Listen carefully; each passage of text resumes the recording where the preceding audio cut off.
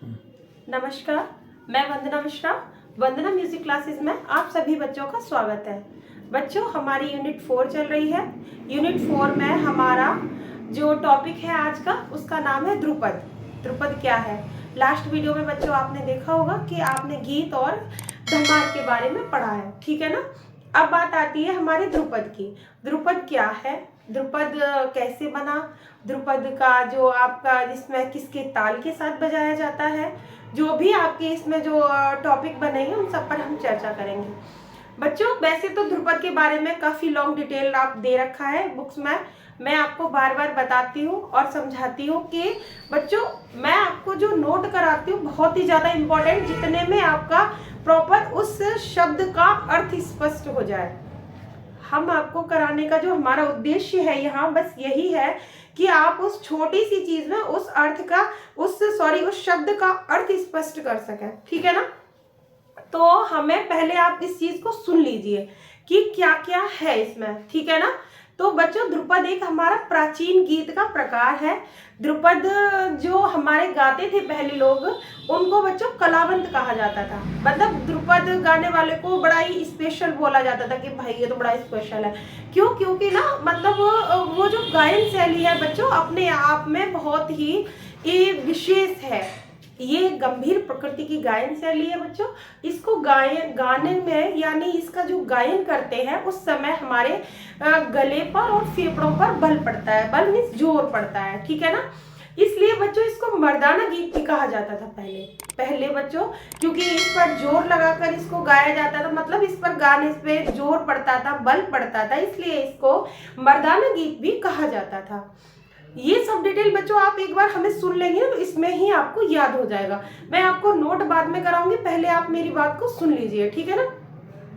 बच्चों, इसके 4 भाग होते हैं: स्थायी, अंतरा, संचारी और आभोग। किंतु आजकल बच्चों प्रचार में हमारे केवल 2 है, स्थायी और अंतरा, ठीक है ना। प्राचीन काल में बच्चों इसका वादन पखावज के साथ किया जाता था। पखावज एक वाद्य यंत्र होता है, जैसे तबला है इसी तरह था। तो आजकल उसका प्रयोग बच्चों या उसका प्रचार कम है, इसलिए इसका वादन अब तबले के साथ ही किया जाता है, ठीक है ना। इसके वादन में बच्चों 4 ताल, सूल ताल, तीव्रा, ये तालों का प्रयोग होता है, ठीक है ना बच्चों। और दूसरी बात बच्चों, ये बहुत ही ज्यादा इंपॉर्टेंट है। ये टॉपिक से बच्चों ज्यादातर आपके क्वेश्चन बनते हैं।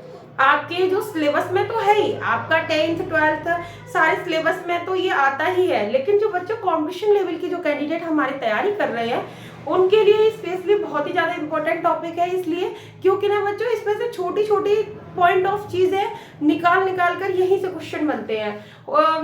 आप एग्जाम्पल के लिए सुन लीजिए, जैसे ध्रुपद में किस तरह के गीतों का प्रयोग होता है। ध्रुपद में वीर रस कि जो हमारा जो ध्रुपद का जो भाव है वो कैसा है, वीर रस में है। ध्रुपद में कौन सी भाषा? ध्रुपद में ब्रज भाषा का प्रयोग होता है। दूसरा, ध्रुपद के भाग कितने होते हैं? ध्रुपद के 4 भाग होते हैं। ध्रुपद की वाणियां भी हैं, ध्रुपद की 4 वाणियां भी हैं। और जैसे मतलब इनको गाने वालों को क्या बोला जाता था? तो इनके गाने वालों को कलावंत बोला जाता था, ठीक है बच्चों। आइए अब हम नोट करते हैं उन महत्वपूर्ण बिंदुओं को। आप नोट करिए और जिनको आप बस एक बार पढ़ें और आपको याद हो जाए, ठीक है। हेडिंग डालिए बच्चों, ध्रुपद। ध्रुपद क्या है? ध्रुपद एक, लिखिए बच्चों, साथ ही साथ लिखते चलिए। ध्रुपद एक प्राचीन गायन शैली है।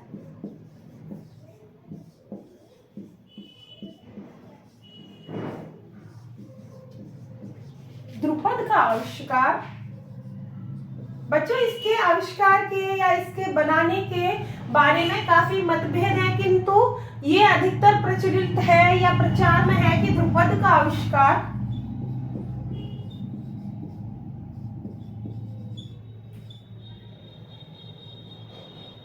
ध्रुपद का आविष्कार 15वीं शताब्दी में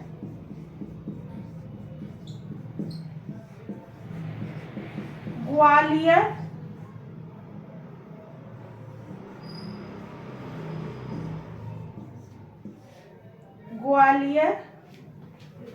के राजा मान सिंह, ग्वालियर के राजा मान सिंह तोमर ने किया। इस बारे में बच्चों काफी कंफ्यूजन है कि किसने इसका आविष्कार किया, किंतु अधिकतर आपको पढ़ने को मिलेगा और प्रचार में भी है कि 15वीं शताब्दी में बच्चों इसका आविष्कार ग्वालियर के राजा मानसिंह तोमर ने किया। ये स्पष्ट तो नहीं है पूर्णतः, लेकिन हम ये कह सकते हैं कि इसका जो प्रचार प्रसार है वो इनके शासनकाल में अधिक या सर्वाधिक हुआ। ठीक है ना। ध्रुपद गायकों को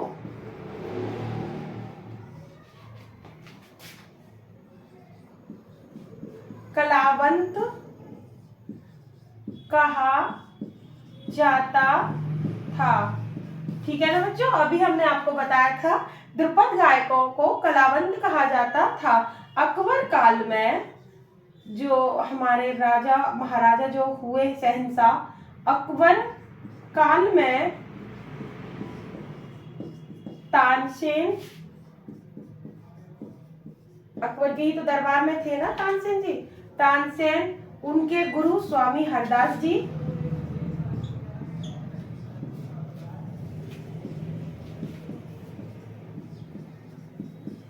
नायक बच्चों, ये गायक लोग जो थे पुराने उनके बारे में हम आपको यह बता रहे हैं कि कौन कौन ध्रुपद गाते थे। तानसेन, स्वामी हरदास जी, नायक बैजू गोपाल आदि ध्रुपद ही गाते थे, ध्रुपद ही गाते थे। बच्चों अकबर काल में तानसेन, स्वामी हरदास जी, गायक बैजू गोपाल आदि ये सब ना ध्रुपद ही गाते थे। और हमने आपको बताया भी था कि ध्रुपद को प्राचीन काल में मर्दाना गीत भी कहते थे। ध्रुपद को मर्दाना गीत भी कहा जाता था, मर्दाना गीत भी कहा जाता था। क्योंकि इसको गाने पर क्यों कहा जाता था बच्चों? क्योंकि इसका गायन करते समय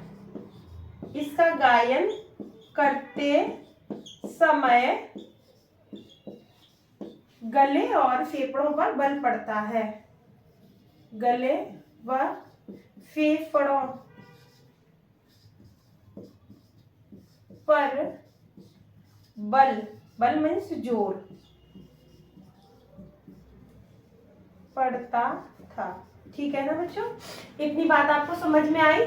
इसका आविष्कार किसने किया और इसके गायकों को क्या कहा जाता था और किसके काल में ध्रुपद ज्यादा गाया जाता था। ठीक है ना बच्चों, आगे नोट करिए इसी में।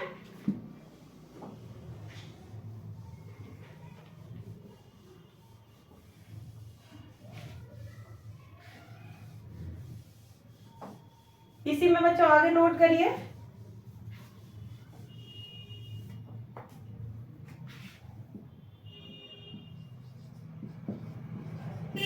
ध्रुपद के साथ चार ताल, बच्चों नोट कर लीजिए, बहुत ही इंपॉर्टेंट बात है ये। ध्रुपद के साथ कौन कौन सी तालें बजाई जाती थी तो देख लीजिए बच्चों। ध्रुपद के साथ चार ताल, सूल ताल,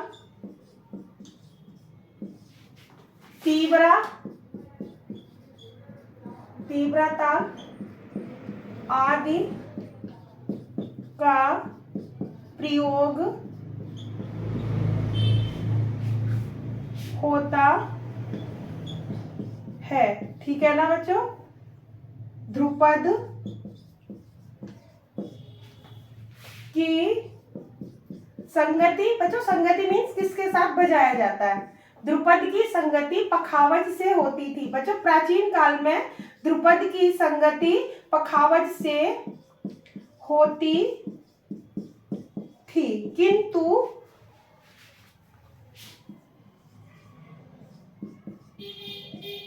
आजकल बच्चों पखावज का प्रयोग कम है, इसलिए आजकल इसकी संगति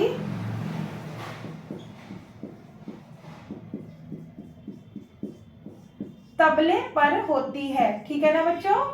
प्राचीन काल में बच्चों इसकी संगति पखावज से होती थी, किंतु आजकल इसकी संगति किससे होती है? आजकल इसकी संगति तबले से होती है। ठीक है ना बच्चों।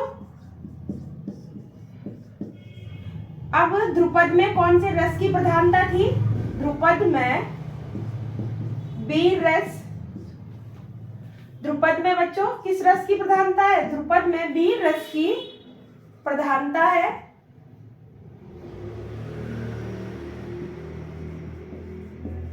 ध्रुपद में वीर रस की प्रधानता है। इसकी भाषा या अधिकांशतः ये ब्रज भाषा में होते हैं। अधिकांशतः ये ब्रज भाषा में होते हैं।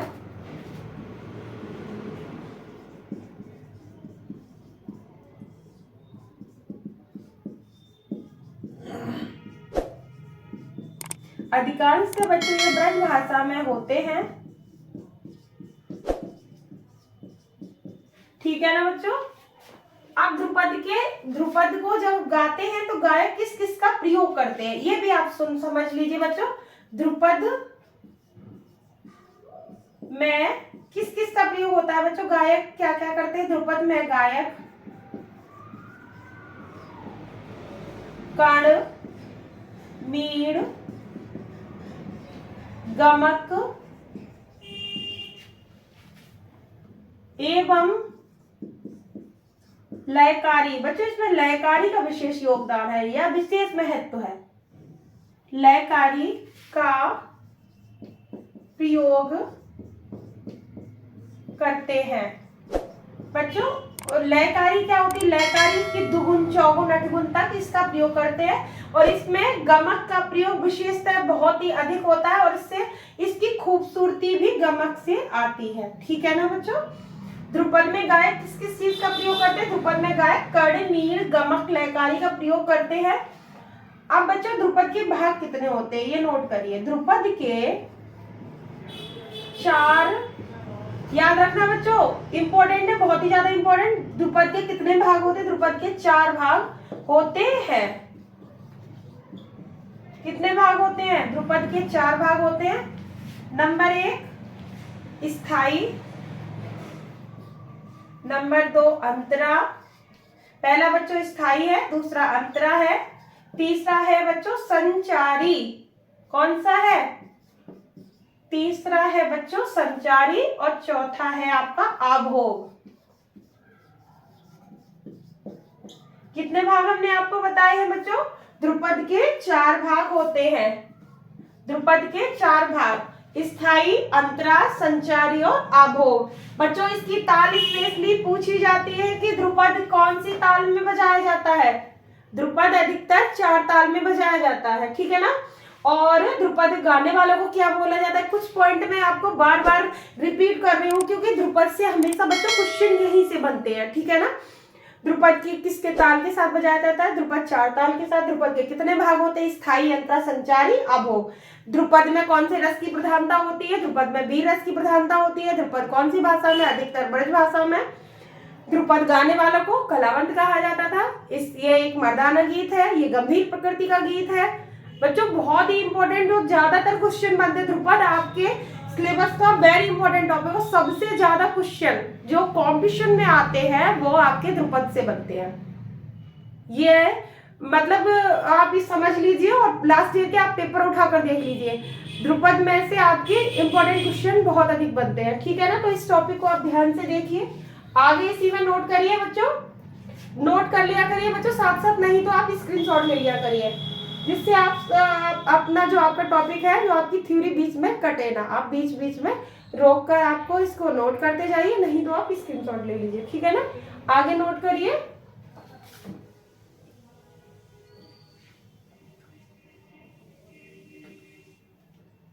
ध्रुपद के 4 भाग हैं, स्थाई, अंतरा, संचारी और आभोग। किंतु आजकल केवल 4 भाग दो ही भाग प्रचलित है। कितने भाग प्रचलित है बच्चों? दो ही भाग। आजकल बच्चों कितने भाग प्रचलित है? आजकल बच्चों दो ही भाग प्रचलित है। कौन कौन से? नंबर 1 आपका स्थाई और नंबर 2 आपका अंतरा। ठीक है ना बच्चों? लेकिन इसका मतलब ये नहीं है कि ध्रुपद में दो ही भाग होते हैं। ध्रुपद में 4 भाग होते हैं, स्थाई, अंतरा, संचारी और आभोग। और ध्रुपद का आजकल जो प्रचलन है बच्चों, आजकल इसके दो ही भाग प्रचलित है। ठीक है। आप प्राचीन काल में बच्चों ये एक विशेष गायन शैली थी, किंतु आजकल इसका स्थान है वो ख्याल ने ले लिया है। किसने ले लिया है? ख्याल ने। मतलब आजकल बच्चों ख्याल अधिकतर प्रचलन में है। इसका जो स्थान प्राचीन काल में था, मध्यकाल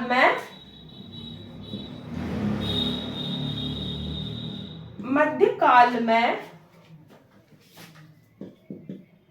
इसे विशेष स्थान प्राप्त था।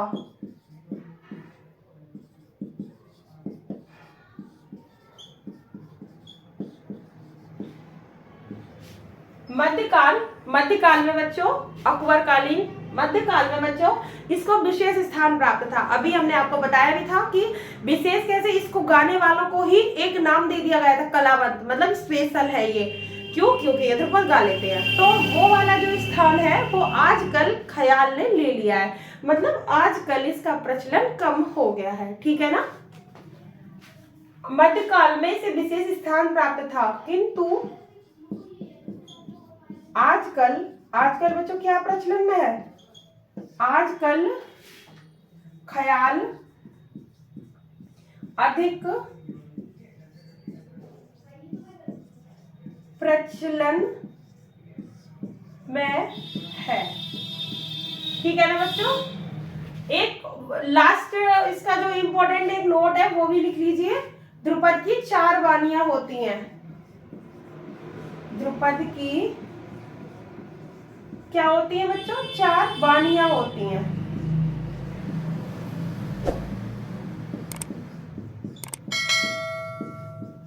ध्रुपद की बच्चों 4 वाणियां होती हैं। बच्चों आपके जो ध्रुपद से क्वेश्चन बनेंगे वो मैंने आपको सारे इंपॉर्टेंट क्वेश्चन बता दिए हैं कि किस तरह से आपका ध्रुपद में क्वेश्चन बनेंगे। और अगर आप लॉन्ग देना चाहें तो आप इसको पूरा नोट करके दे सकते हैं। ठीक है ना बच्चों? इससे जो इम्पोर्टेंट चीजें बनती हैं वो सब मैंने आपको करा दी। आशा करती हूँ हमारे बच्चों को समझ में आया होगा। यदि बच्चों इसके बाद भी फिर भी नहीं समझ में आए कोई भी चीज तो आप मुझे कमेंट करके पूछ सकते हैं। इन 4 वाणियों के नाम चूंकि आपके सिलेबस में नहीं है तो मैंने इसलिए आपको नहीं कराई है। यदि पर्सनली किसी को पूछने हो तो मैं आपको बता दूंगी। और दूसरा बच्चों ज्यादा से ज्यादा देखा करिए और जो भी चीज़ ना समझ में आया करे, मैं बार बार बोलती हूँ, आप उनको पूछा करिए। मैं आपके हर प्रश्न का आंसर देने की कोशिश करूँगी। और ज़्यादा से ज़्यादा बच्चों इसको देखिए, लाइक करिए, सब्सक्राइब करिए और पसंद आ जाए तो बच्चों और हमारे जो भी बच्चे हैं जो संगीत से जुड़े हैं उन बच्चों को शेयर करिए, क्योंकि इससे उन बच्चों को इस वीडियो के माध्यम से उनकी सहायता हो और उनको लाभ मिले। धन्यवाद।